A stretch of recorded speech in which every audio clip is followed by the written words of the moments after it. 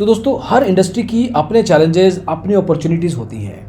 Industry में नए बदलाव आते हैं, उससे नई सोच क्रिएट होती है, नया सेट ऑफ कस्टमर बेस आता है, नए टाइप ऑफ प्लेयर्स आते हैं, टेक्नोलॉजी लेवल पे चेंजेस आते हैं और इस चक्कर में सारा का सारा इकोसिस्टम पॉजिटिवली और इम्प्रूव होता है। इस वीडियो में देखेंगे कि किस तरीके से स्टॉक मार्केट में पिछले कुछ सालों से और आने वाले कुछ समय में सारे डायनामिक्स चेंज हुए हैं, कौन ज़्यादा क्लाइंट्स लेके जा रहा है, कौन ज़्यादा पैसा, और किस particular type of stock brokers, bank based, full service या डिस्काउंट के पास ज़्यादा अपॉर्चुनिटीज़ हैं। तो आइए शुरू करते हैं।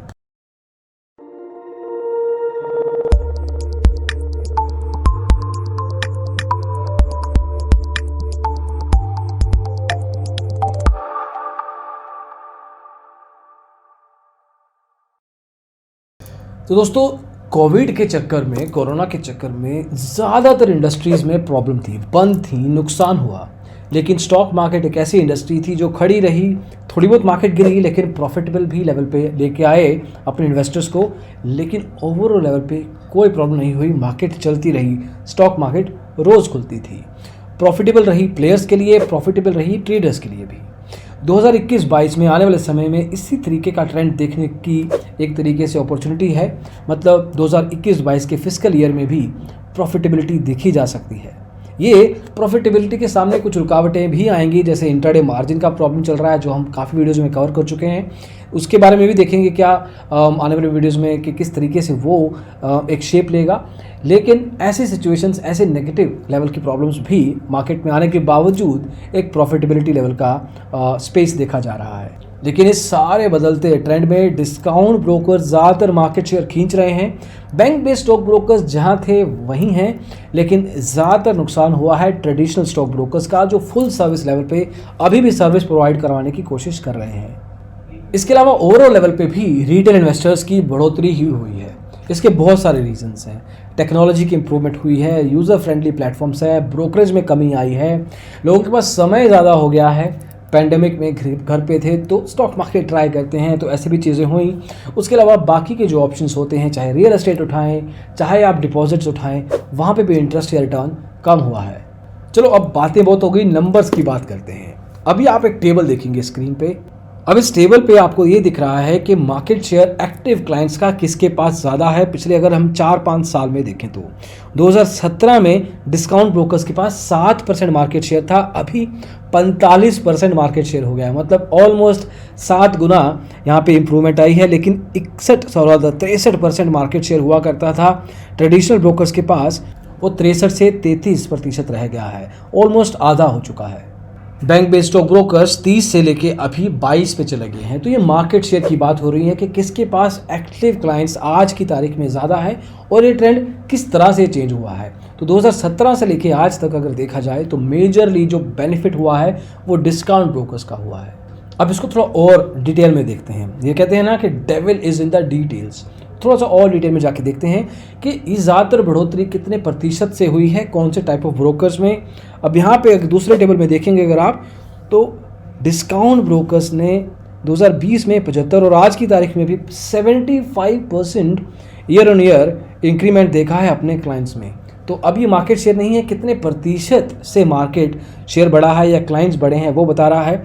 कहीं पे 2018 में 52% से हर साल इंक्रीमेंट होता था क्लाइंट्स का ट्रेडिशनल ब्रोकर्स में। अब ट्रेडिशनल ब्रोकर में आप मोतीलाल ओसवाल, आनंद राठी फॉर एग्जांपल, इसके अलावा एसएमसी है, ऐसे बहुत सारे फुल सर्विस, प्रभुदास लीलाधर, ऐसे बहुत सारे ब्रोकर्स मिल जाएंगे।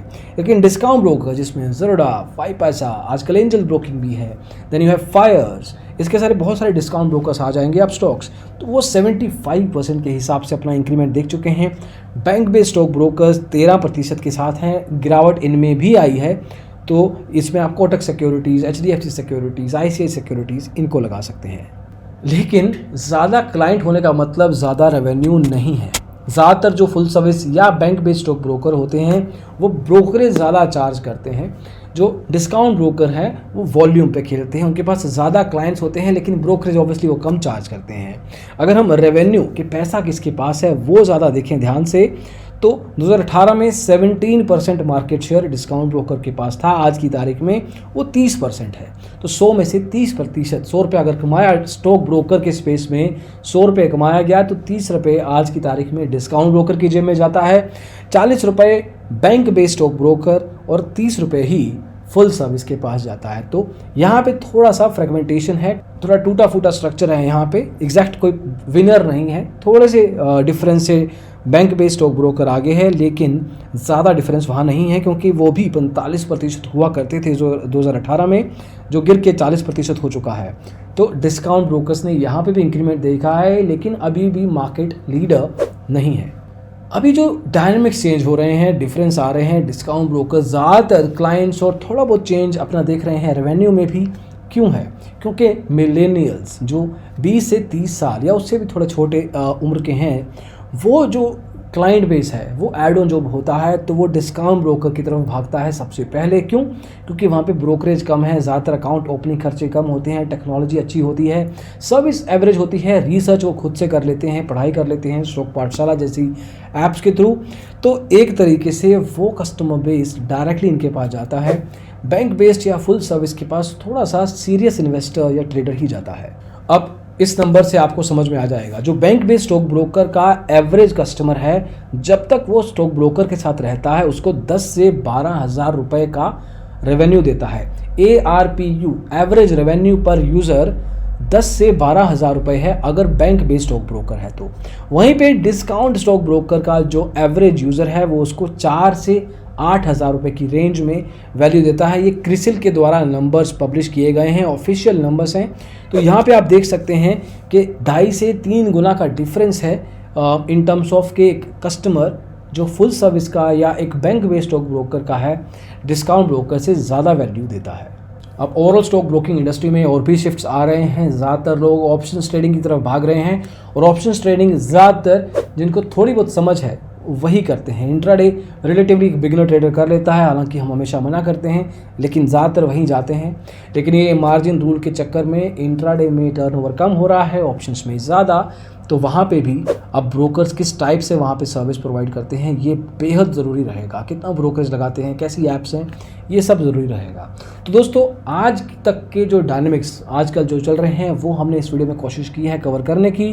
आपको आइडिया हो गया होगा कि इंडस्ट्री किस तरफ जा रही है। हम शुरू से बताते आ रहे हैं कि ट्रेडिशनल ब्रोकर्स को डिस्काउंट ब्रोकिंग आर्म या कोई ऐसे प्लान्स रखने चाहिए ताकि वो डिफरेंट टाइप्स ऑफ कस्टमर्स को अट्रैक्ट कर सकें, लेकिन ऐसा नहीं हो रहा।